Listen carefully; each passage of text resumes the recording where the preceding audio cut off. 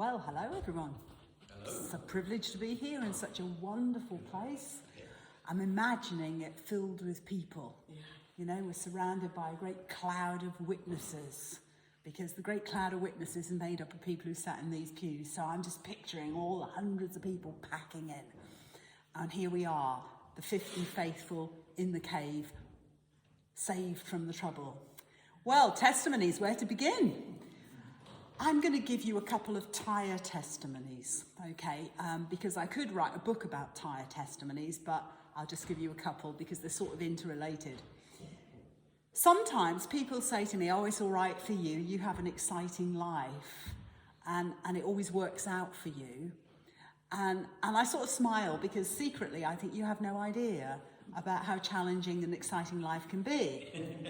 Because, you know, behind every big testimony, there's also a big trouble.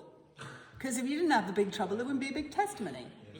And when we first got married, we had an old sort of sumo Land Rover, which was 10 years old when we got it. So by the time we've been married a few years, it's, you know, getting on.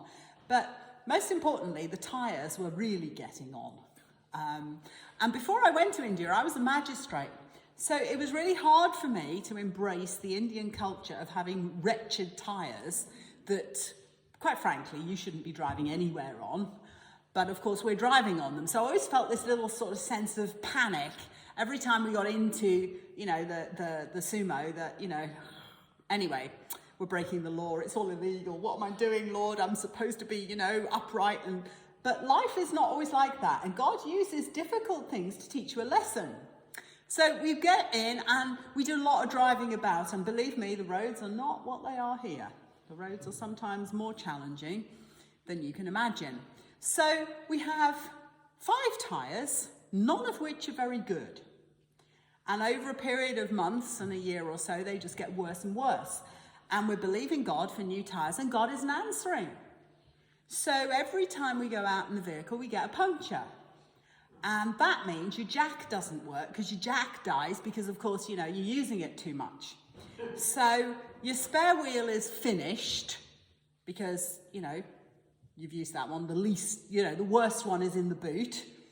And every time we go out, I've got this tension and this nervous tension that, you know, oh, what are we going to do and what's going to happen this time? So we drive to Vizag. I always have a feel, you know, keep praying, just pray. And I'm worried. Samuel's answer is, hey, God gave me the Land Rover when I didn't expect one, so he's going to meet the need. And I'm thinking, yes, but how dangerous can it be in the meantime? Anyway, one time, it's another one of those 2-3 hour drives to the city with, you know, no spare wheel. And we're going along, and then we have a puncture. And the puncture is outside the puncture repair place. And I was so relieved, I forgot to be happy. It was just like, oh, you've done it. So the man comes out, he takes the tyre off and he says, we can't fix this anymore. This is just too bad. And Samuel just gives him another 20 rupees and tells him to fix it anyway. And I'm like, but he's just said you can't fix it. Well, the man fixes it. And we do the meeting and we're going back home. And now we've got this extra fixed tyre. And every time we drive, the car goes like that. Because he's put this sort of lump of rubber inside the hole. And we're doing that. And I'm like, oh, this is terrible. What's going to happen to us? And Samuel says, my car is dancing. And I'm like, oh, come on, grow up. You know, this is serious. And we're driving home and we have another puncture. And we're not outside the puncture repair place. And Samuel says, don't worry, we'll be all right. And I'm like, how can it be all right? We haven't got, you know, any means. We've no jack. What are we going to do? Out there in the distance, there's some huts up the road. So off Samuel goes up the road to find a solution. And I'm sitting there thinking, you know what, if we're in England, how long would it take for the AA to come and rescue us? But there's no AA, so we can't be rescued. And I'm sitting there, and very shortly, Samuel starts emerging, and there's a man behind him carrying a lorry jack on his head. And he sort of comes down the road, and I'm thinking, well, you know, that was quite quick. Well done. That's not bad. Probably quicker than the AA. Anyway, he comes and he jacks the car up and he puts on another one of the, wrecked tyres out the boot. And we're ready to go. And I'm a little bit irritated with God because, okay, the man with the jack has come, but it hasn't really helped us, has it? Or has it?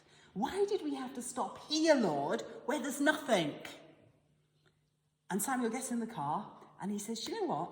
This man has just told us where we can get 2 spare second-hand tyres that are infinitely better than what we've got. We drive off, we get 2, well, they look like new compared to what we were driving on. And a couple of days later, we had to make a huge, hundreds of kilometres journey to another town, to Rajamundry, and God met the need. And do you know what? We lived like that for 18 months. Every time we get in the car, better pray because we don't know what will happen. And suddenly, once you've realised God can do it, he gives you 5 new tyres.